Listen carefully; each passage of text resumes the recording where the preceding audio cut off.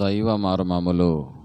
సహోదరు భక్సింగ్ గారి అనుభవంలో దేవుడు తనకు బయలుపరిచిన మర్మములను అనుదినము పంచుకొనుట. జూన్ 13. ఈరోజు వాక్య భాగము, ప్రభువా నీవెవడవని అతడు అడుగగా ఆయన, నేను నీవు హింసించుచున్న యేసును. అపోస్తుల కార్యములు 9వ అధ్యాయము 5వ వచనం. దేవుని వెలుగు నీలో ప్రవేశించున్నప్పుడు దాన్ని ఆటంకపరచుకుము. మొదట ఈ అనుభవము మనలను తగ్గించునదిగా ఉండును. సౌలు తన జ్ఞానమును బట్టి తెలివితేటలను బట్టి చాలా గర్వించుచుండెను.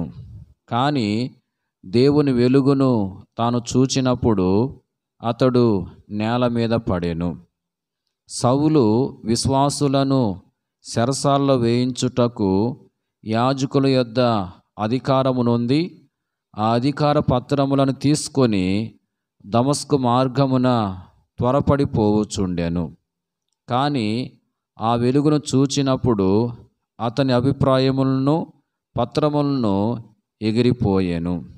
అప్పుడు అక్కడ దూరిలో పడియున్న సౌలుతో ప్రభు ఇట్లనెను, సౌలా, నీవు నీ సమయమును శక్తిని ధనమును వ్యర్థపరుచున్నావు.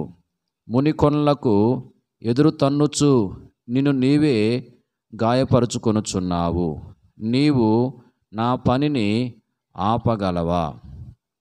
అప్పుడు సౌలు, ప్రభువా నీవెవడవని అడిగాను. నీవు హింసించుచున్న యేసును అను ఒక స్వరమును అతడు వినెను.